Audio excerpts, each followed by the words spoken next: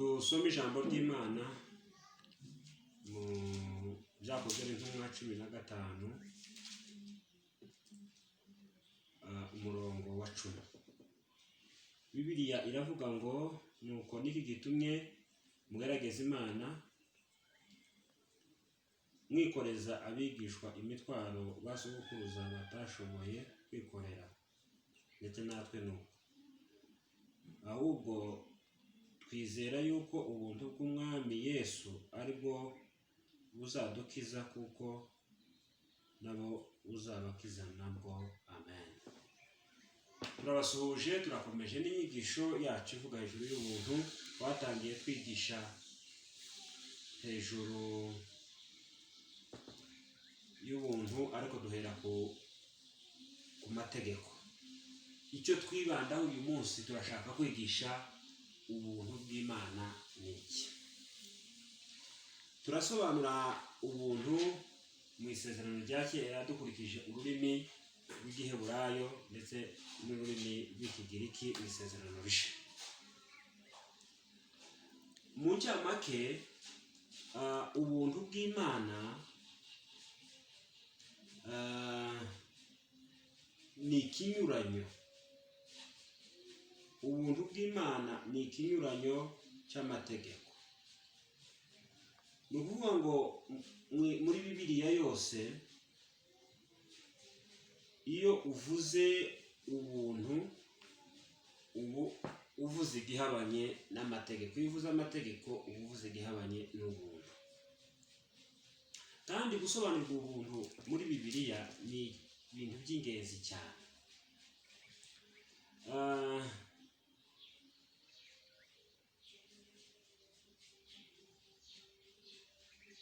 Bibiliya itubwira ko ubuntu bw'Imana ari ijambo rinini, kandi twabivuze no mu nyigisho nyinshi, kuko inyigisho zose za Gikristo zishingiye ku buntu.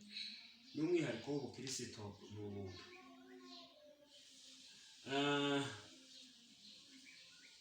Nubwo isezerano rishya ari isezerano ry'ubuntu, nubwo Kristo yaje yuzuye ubuntu, ariko ubuntu bwahozeho no mu isezerano rya Kera. Turakoresha inshinga ivuga ubuntu n'inshinga n'izina rivuga ubuntu mu isezerano rya Kera. Mu rurimi rw'Igiheburayo,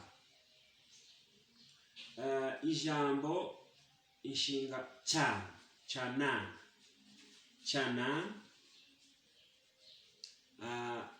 rifitanye isano n'izina bita Chesed.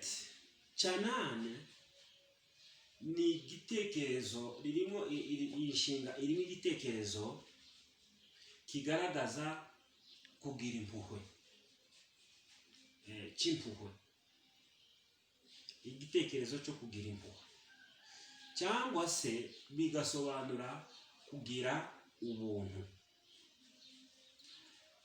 Iyi nshinga yerekana attitude cyangwa umwifato umuntu afite, ufite umutima wo gushaka kugirira neza umuntu ukennye.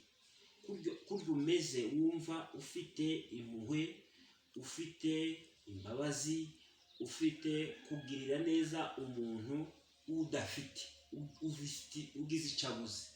Nicyo Chanan bisobanura. Ni imvugo kandi itugaragariza umuntu ugira ubugwaneza, ugaragaza ubugwaneza, akabugaragariza umuntu uri mu kibazo, umuntu ufite icyo akeneye, cyangwa se umuntu usa n'ufite amahirwe make. Urya ugirira undi ineza, cyangwa umugirira impuhwe, cyangwa umugirira ubuntu, iwe aba yifashije, iwe aba akomeye. Iri jambo kandi, iyi nshinga Chanan, isobanura kandi umuntu ukomeye, ugirira neza uworoheje, ugirira neza udafite. Mu yandi magambo, wifuza kugirirwa neza. Hari umuntu urimo ugirira neza, n'uwundi nawe wifuza kugirirwa neza. Iri jambo rero rikoreshwa cyane ku Mana ku byo yakoreraga abantu. Abantu babona bihebye, bakenye, b'amahirwe make, Imana ikabagirira ubuntu. Iyo dusomye n'Itangiriro igice cya 33 umurongo wa 5 n'umurongo wa 11, tubona ukuntu Imana yahereye ubuntu abana ba Yakobo, irabatungisha. Yabahereye ubuntu irongera kandi irabatungisha. Iyo kandi turebye muri Zaburi, tubona ukuntu Dawudi yasingizaga ineza y'Imana, asingiza ukuntu Imana yamugiriraga neza. Niyo mpamvu nubwo tudafite umwana, twareba ibyanditswe bikeya byo muri Zaburi bitugaragariza ukuntu Imana yagiriraga neza Dawudi. Igice cya 25 umurongo wa 16 muri Zaburi, Bibiliya ivuga ngo unkebuke umbabarire, kandi unkebuke umbabarire, kuko ntagira shinge na rugero nkababara. Ni ukuvuga ngo Dawudi yari kuvugira Imana ngo umpindukirire undebe, nsingira shinge na rugero. 31 umurongo wa 9 muri Zaburi, kandi Bibiliya ivuga kandi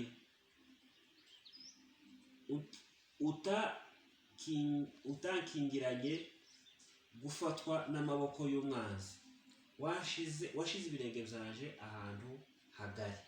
Ni ibikorwa by'umuntu ukomeye ukorera umuntu ugaragara kuko adashoboye.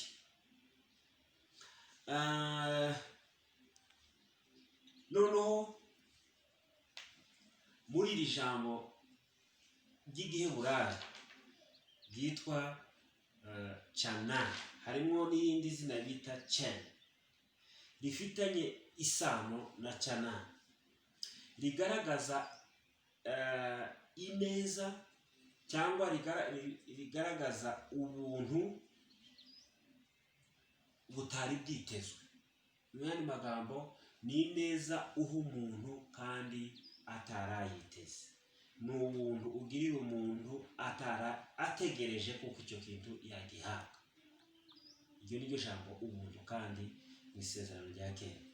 Ndetse umuntu atarakwiriye kumugirira neza, kumuha ubuntu kandi atarabikwiriye.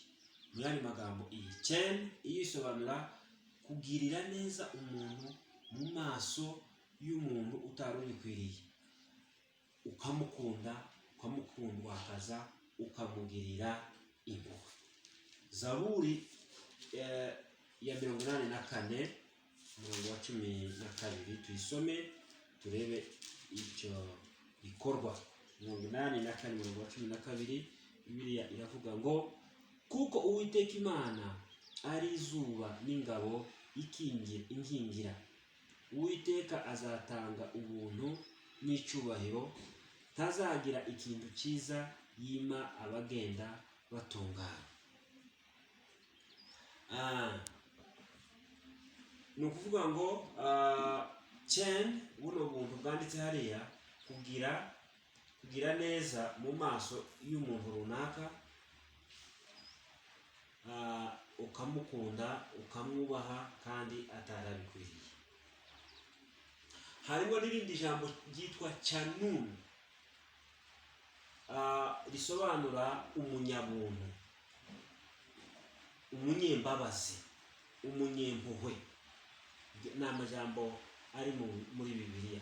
Ni ijambo rikoreshwa ku Mana igirira ubuntu, igirira umuntu neza. Imana nk'umunyabuntu, ineza y'ubuntu utari ukwiriye. Ni ukuvuga ngo mu gitekerezo kimwe cyo mu Isezerano rya Kera, icyo bita ubuntu ukurikije inshinga y'igiheburayi ya Chana, ni ineza, ni imbabazi, ni impuhwe, ni uguha, ni ugutabara umuntu uri hasi, ukamuha ibyo adakwiriye, ibyo atateganyaga, ibyo atakoreye, akabona gusa umugiriye neza, umugiriye ubuntu, ukamutungisha, ukamukura ahantu yari ari. Ni ukuvuga ngo mu ncamake ni ineza y'Imana, ni impuhwe z'Imana, ni imbabazi z'Imana, ni urukundo rw'Imana igirira umuntu udashoboye. Iyo ishoboye ifite byose ikabigirira neza uwo muntu. Icyo tugomba kumenya ku bijyanye n'ubuntu mu isezerano rya kera muri Bibiliya, ni ukuvuga ngo Imana ubwayo iyo igirira uwo muntu neza, cyangwa ukurikije ijambo ry'ubuntu, ntabwo uryo ubwirirwa ubuntu aba bikwiriye. Nta n'amategeko kandi ahatira Imana kumugirira neza. Nta mategeko abwira Imana ngo uriya muntu urabona nubwo akenye ameze gute ngo umugirire neza. Rero Imana kubw'ubushake bwayo, Imana kubwo gushaka kwayo niyo ibikora. Niyo mpamvu mu kuva niho habiturangira neza yuko Imana idafite obligation zo kutugirira neza. Imana ntiyari ifite amategeko ayibwira ngo itugirire neza, kandi natwe uko twari tumeze ntitwari dukwiriye kugirirwa neza. Ni ukuvuga ngo kadusome mu kuva 33:19 uko hatubwira, niho hatusobanurira neza icyo gitekerezo kitwereka kuko Imana itari oblige. Hari abantu benshi bavuga ngo Imana iri oblige, ifite byanga byakunda igomba kutugirira neza, ariko ni ubuyobe. Ku 19 haravuga ngo Uwiteka aramubwira ati, ubwanje nzanyuza kugira neza kwanje kose imbere yawe, nzivugira mu izina imbere yawe ndi Uwiteka, kandi nzagirira ubuntu uwo nzagirira ubuntu, nzagirira ubuntu uwo nzagirira ubuntu, kandi nzababarira uwo nzababarira. Ntabwo Imana iri oblige kutugirira ubuntu, ariko yatugiriye ubuntu. Twari dukwiriye itugirira ubuntu bwayo. Harimo nanone kandi ijambo bita chesed, ni izina rya kabiri rijanye na canani mu Giheburayo, ryibanda cyane ku burwaneza cyangwa urukundo rukwiriye cyane cyane rweretswe umuntu ubana n'Imana mu isezerano ryayo. Muri iri jambo hatwerekamwo ibintu bigera kuri bitatu. Harimo cyane uburemere bw'amarangamutima, hakabamo n'umubano mu gikorwa cy'urukundo, umubano mu gikorwa cy'urukundo n'uburwaneza hagati y'ugira ubuntu n'ubugirirwa. Ibyo cyane byagaragaye hagati ya Dawudi na Yonatani. Igihe rero iri jambo noneho ni uburwaneza, ni urukundo Imana itugirira kuko turi mu isezerano ryayo, kuko twakoranye isezerano nayo. Ni ukuvuga ngo kubera urukundo rw'Imana, kubera ineza y'Imana yatuzanye mu isezerano nayo, bituma ikomeza kutugirira ubuntu. Rero ayo niyo majambo ari y'ubuntu mu isezerano rya kera. Mu isezerano rishya hariho ijambo bita karisi, kandi iri jambo karisi rivuga ubuntu mu isezerano rishya risobanura kimwe n'aya majambo ya canane na chesed mu Giheburayo. Yose asobanura kimwe, ni umugisha uhabwa utari ukwiriye, ni ineza utari ukwiriye, ni ubuntu utari ukwiriye, ni impuhwe utari ukwiriye, ni imbabazi utari ukwiriye, ni ubutoni utari ukwiriye. kuko twabivuze ubuntu bw'Imana bwahozeho mu isezerano rya kera, bwahozeho kuva kera, ariko mu isezerano risha kuri Yesu Kristo ni umwuzuro w'ubuntu.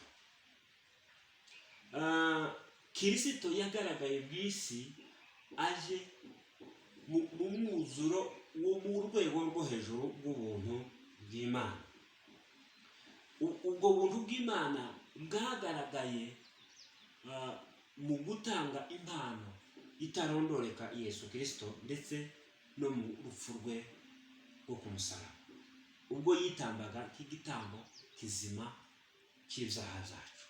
Ni ukuvuga ngo ubuntu bw'Imana bugeretse ku bundi, umwuzuro wawo ni Yesu Kristo twahawe. Umwuzuro wawo ni urupfu rwa Yesu Kristo nk'igitambo ku musaraba. Niko bimeze, ubuntu bwahozeho, kuko twabivuze mu zindi nyigisho. Mu gitambo harimo, mu bitambo, amategeko y'ubutambo harimo ubuntu, no mu mategeko hari hishemo ubuntu. Imana iri kwigisha abantu ubuntu mu mategeko, ari umwuzuro w'ubuntu ni Yesu Kristo. Ni nayo mpamvu hariya muri Yohana havuga ngo muri we ngo twabonye ibyuzuye, twabonye ubuntu ngo bugeretse ku bundi. Kristo yaraje ubuntu burasaga, ni ukuvuga ngo niwe wari ubuntu kubera igitambo cye cyuzuye. Adukiza iteka ryose kubwo kwizera Yesu Kristo. Ni ukuvuga ngo rero ubwo Yesu yazaga yaduhaye agakiza kubw'igitambo, aduheza n'agakiza k'iteka ryose kubwo kumwizera wenyine, binyuze mu rupfu rwe rwo ku musaraba. Ubuntu mu isezerano rishya kandi hari icyanditswe kibusobanura, kiri mu Bakorinto ba kabiri igice cya 8:9. Harya havuga ko Yesu Kristo ngo yabaye umukene kugira ngo adutungishe. Muri Yesu Kristo, kimwe no mu gitekerezo twabonye cyane mu isezerano rya kera, Kristo ukomeye, Kristo umwana w'Imana, Kristo umuremyi, ubwe yagaragaje ineza y'Imana, yagaragaje ubuntu bw'Imana, yagaragaje impuhwe z'Imana, yagaragaje urukundo rw'Imana. Ubwo yemeraga gukena, ubwo yemera gucishwa bugufi, ubwo yemera gusa nkaho ntacyo afite kugira ngo adutungishe twebwe. Ni ukuvuga ngo ukomeye yabaye udakomeye, uri hejuru yaciye bugufi kugira ngo banyakwigendera, kugira abanyabyaha bakwiriye gucirwaho iteka, abatandukanijwe n'Imana, abantu barorongotanye bongere batungishwe, bahabwe imigisha y'umwuka, bahabwe kwemerwa n'Imana, bahabwe ubwenge bw'Imana, bahabwe imbaraga z'Imana, baba abana b'Imana. Ibyo nibyo Yesu yadukoreye. Ni ukuvuga ngo ubwe umwana w'Imana yagaragaje ubugwaneza n'urukundo, yemera kuba umukene kugira ngo aboroheje twebwe abakene, twebwe abazimiye, twazimiriye mu byaha byacu, bakwiriye gucirwaho iteka, bakwiriye gucirwaho urubanza, bafite icyo bafite kwishyuza,